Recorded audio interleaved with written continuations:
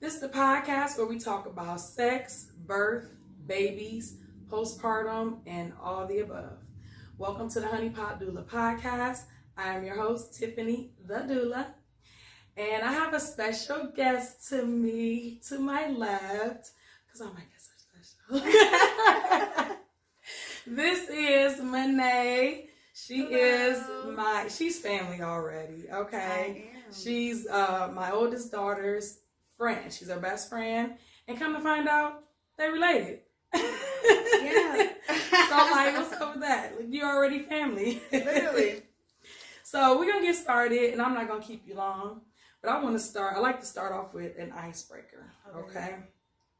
And the icebreaker today is, if you can, see, I'm a foodie. I'm just going to say that right now. I like going to the restaurants. I like trying new food. So if you could eat only one thing for the rest of your life, and you had to eat it every day, what would it be? Jamaican food. No, one thing. One thing. One thing. Oh goodness. What you said, Jamaican food. Give me the menu. Yeah, Give me the menu. One thing, crab legs. I would never, ever get sick of crab legs. Okay. All right, crab legs. Let's see. For me, I would have to say apples. Apples? I would have to say apples. Out of everything that I love, only because I know it'll provide me with energy. And they say apple a day. Oh, dang it, we was thinking like that. You know what I'm saying? So I need my energy. I need my my nutrients and stuff. So I have to say apples. I know it's corny, but no, that's good though. It's a boring food. I would have picked that one too. But yep, that's what I would go with. So we're just gonna go ahead and get on in now. How many children do you have, MaNnae? I have two. You have two children? Okay, and what are their ages? 7 and 3. Okay, and what's their names? Raya and Dakari. Of course. I know that, but we're gonna let the people For the know. people. Yes, my little Raya, my little Kari. And so which pregnancy was the best for you, and why? So my first pregnancy was the best. I had morning sickness for the longest. Like with Raya, I lost so much weight. I ate fresh fruit and crackers. Oh, wow. Like for the first 7 months. With Raya? Okay. That's all I could eat. But it was still the best one because I wasn't alone. The second pregnancy, I was kind of alone. So. Okay. So you was in like a relationship with the first one?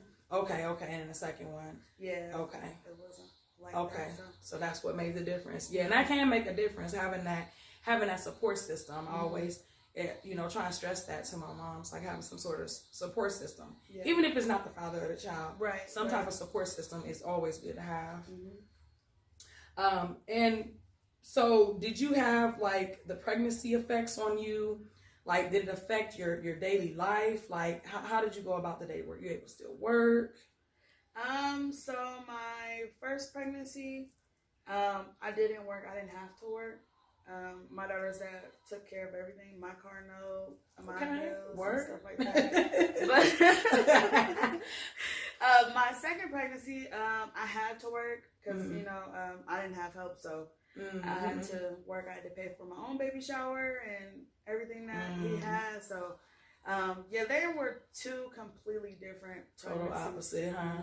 Yeah, the whole experience both times was completely different. Now, as far as your support system around you, like who all was involved, and what were they able to provide for you to help you along the way? Do you mean for Raya or for either one, like cousins or sisters or mom? My cousins, whom I call my siblings, they were around. They babysat Raya for me while I was pregnant with Kari and stuff like that. So my mom, she, when I first told her I was pregnant with Raya, she wasn't having it. I was 18 and she still wasn't having it. But the next day she called and apologized, and she was just like, just want you to know this is my baby. This is my pregnancy. I'm taking over. And wow. that she did. She paid for the baby shower. She did everything. Oh. So, Yeah. Had that change of heart, like, wait a minute. Yeah. I changed my mind. That's my child. Yeah. And I ain't even got to push him out. Got to give him back, but we don't do everything. So when it came to delivery, did you have home births, hospital births? So I was at the hospital, city hospital, both times. The first time I had complications. The umbilical cord was wrapped around my daughter's neck, so wow. I had to have a C-section, emergency C-section. And then the second time, it was my choice to do natural or C-section, but because, the first time I did C-section, that was really what I knew, so it was, 50-50 chance that my uterus would split open, that's what they said. So I just chose to have another C-section with Dakari. So I had 2 C-sections. So they gave you the option. Did they stress the dangers a whole lot to you? Yes, they did a lot of. They made me paranoid about it. So I got an issue with that. I didn't want to do it at all. No, I got an issue with that. That's called fear mongering. And it's like, I understand. Give people the facts, state the facts.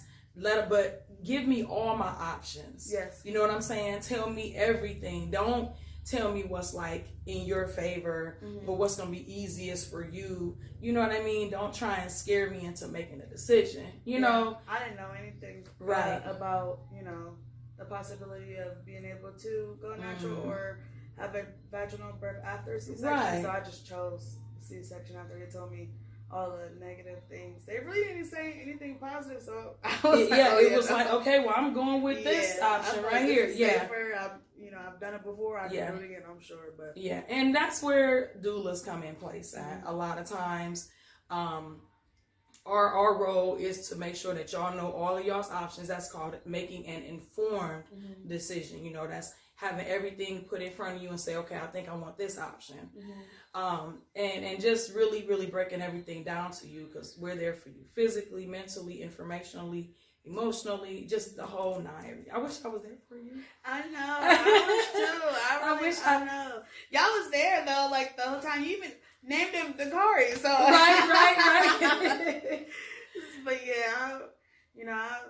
I want to take it back because the second time definitely taught me more than the first time. So it was a little bit easier the second time. How was recovery for you? It was easier. Honestly, the first time I didn't expect it, so but the second time I knew what to expect. But they had to go through more tissue, so the pain lasted longer than the first time. So, but I was walking quicker. Really? Okay. I was walking quicker with the second time. The first time I ripped open again because I was still going up and down my stairs, which I wasn't supposed to. Yeah, you supposed to be on one level. Yeah. What was you doing? Going to the bathroom. I had to go to the bathroom. What was I would say, what helped you to recover? What helped you to get past things? And did you deal with any type of postpartum issues? So with Raya, I thought I had postpartum because I would cry a lot. And I was just overly happy. And I was just, excited, like, wow, this is what, motherhood is like. I don't know what they talking about. This is so clutch. Like, I was just a baby. Yeah, I was just so happy. And I thought I had postpartum because I really didn't know much about it. But I was always looking at her crying and stuff like that. I'm like, am I depressed or like what is going on? Because I'm just too happy. I'm so happy. But my son, I was depressed a lot because I was by myself. Okay. So that was the cause of it? Yeah, he was crying a lot. Like, he cried a lot. Like, a lot. And with Raya, I didn't have that. She was like the perfect, ideal baby that somebody would want. Don't cry. Right. Unless she's hungry or need to be changed. But other than that, she's staring at you or watching TV. So having him, it was different because he would cry all the time unless I would hold him. Yeah. And stuff so like he really wanted to connect with you. You know when babies get here, they don't realize that they're separate from us. They feel like, I say the first 2 years, they still feel like one with us. So they don't understand laying down in the bed by themselves. They're like, no, I'm supposed to be with mommy. I don't hear the heartbeat anymore. You know what I mean? So they don't understand that. So was there anybody there to help, like, relieve you, like, during that time? No.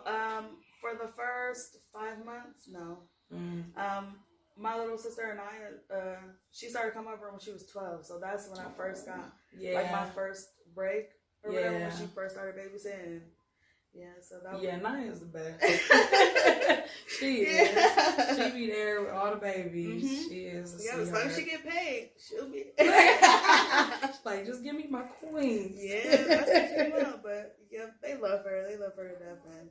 Well, if you could change one thing about either of your births, what would you change? My births. Honestly, I had my mom there the first time in the C-section room, and then my aunt the second time. But I would rather have had their dads there. Gotcha. To share that type of experience with them. But they were great support systems, but if I could change that, I would want them to experience, this is what you did to me. Right. I wanted them to see everything. Right. Yeah, so I think that was what I would change, pretty much. If you could give a tip or two to a new mom who maybe just having her first baby and she don't really know what to look forward to, like, what would you tell her? Accept help. Yes. Accept help. Sleep when the baby sleeps. There you go. Don't try to clean or cook or whatever the case may be. Accept your help. Clean when the baby's awake and watching TV or playing with toys or something like that. When the baby sleep, you sleep. Yep. That's what I had to learn both times. I was running everywhere and everything. Around. But definitely that would be that's like some really good advice, because that's something I told both of my daughters. Always sleep when the baby is asleep. Yeah. And I don't tell everybody to, go sleep with their baby and everything. I don't promote it, but I did. I did with my babies. I did. Until they were breastfed. So, did you nurse? Both kids, yeah. Okay. How long did you keep them on? Raya, I kept her on for 4 months. Wonderful. It was only 2 months because he had a I don't even remember what it was called, like his tongue. Oh yeah, like the clot thing. No, not that, but it was something else. But after a while, they said he wasn't. But both of my kids were lactose intolerant, and I was drinking too much cow's milk. Oh, and it was coming out, passing right to the baby. And Raya's, it'll come right on her nose, and so you had to find like a soy or which is formula. not even the best. Oh, I hate how they promote soy so much. Yeah. Soy is not good. Soy is not good. If you need to put the baby on formula, please do plant-based. Yeah. Plant-based. They trick you into thinking that soy is good. Messed up for a while. It was messed up. They were constipated, and it was a horrible time. Make them gassy and everything. Yeah. So, okay. Well, thank you, MaNnae. I think that's it. Do you have any questions for me? As a doula serving the community. Yes. So, what is the most exciting thing about being a doula, and why did you become a doula? Well, to answer it the opposite, I became a doula because of Angel. Oh, yeah. Angel was the reason. After her first birth with Royal, she said, "Mom, why don't you become a doula?" She was like, "I wouldn't have been able to do this without you." Aww. I'm like, "You really think people will want me in the delivery room?" She's like, "Yeah, absolutely. Yeah. You were here from the beginning to the end." And I'm like, Started thinking more about it. And then when COVID hit, I realized how much more moms needed help. And that's when I went on and got my certification. And the best part is knowing that I have a hand in mom and baby both leaving the hospital together, alive. Right. That's the goal. I'm tired of hearing these stories about dads having to raise their child because mom didn't pass from complications and things that could have been prevented. So that's like, to me, this is life. I wouldn't want to do nothing else. I'm so happy you did become a doula. Thank you. You're not my next kid. And I'm married. Look, I'm there, boo. Well, That's what I'm gonna have. thank you so much, MaNnae. Thank you so much for coming on. I love you. I love you too. Thanks for having me. I'm so happy. All right. So fun. You can go ahead, babe.